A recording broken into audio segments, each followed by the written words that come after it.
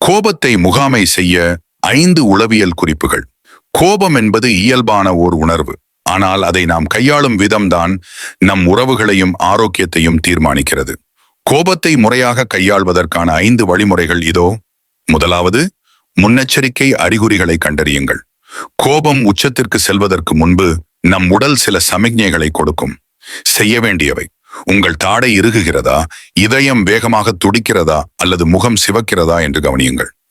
கோபம் ஆரம்ப நிலையில் இருக்கும்போது உங்களால் ஓரளவு எளிதாக அதை கட்டுப்படுத்த முடியும்.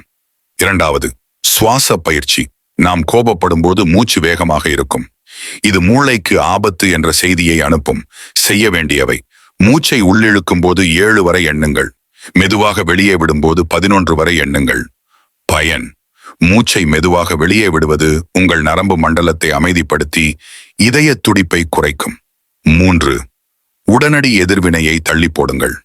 அதாவது உடனடியாக ரியாக்ட் பண்ணாதீங்க. The 20-minute rule. கோபத்தில் இருக்கும்போது மூளையில் சுரக்கும் அட்ரினலின் குறைவதற்கு குறைந்தது 20 நிமிடங்கள் ஆகும்.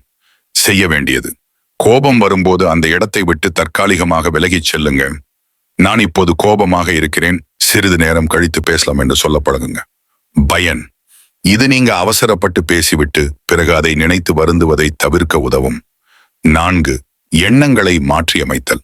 அவர்கள் எப்போதும் இப்படித்தான், இது எனக்கு நடந்தே தீரக்கூடாது போன்ற தீவிரமான வார்த்தைகள் கோபத்தை அதிகரிக்கும். செய்ய வேண்டியது: இது எனக்கு பிடிக்கவில்லை, ஆனால் இதற்காக நான் என் நிம்மதியை இழக்க வேண்டியதில்லை என்று உங்களுக்குள் சொல்லிக் கொள்ளுங்கள். பயன்: அந்த சூழ்நிலையை ஒரு பாதிக்கப்பட்டவர் என்ற நிலையில் இருந்து பார்க்காமல் ஒரு கவனிப்பாளர் என்ற நிலையில் இருந்து பார்க்க இது உதவும்.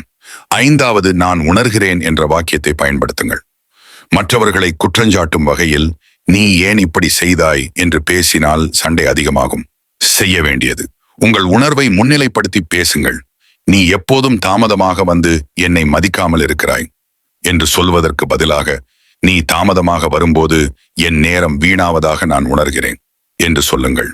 பயன்: இது எதிரில் இருப்பவரை தற்காப்பு நிலைக்கு தள்ளாமல் உங்கள் பிரச்சனையை புரிய வைக்க உதவும்.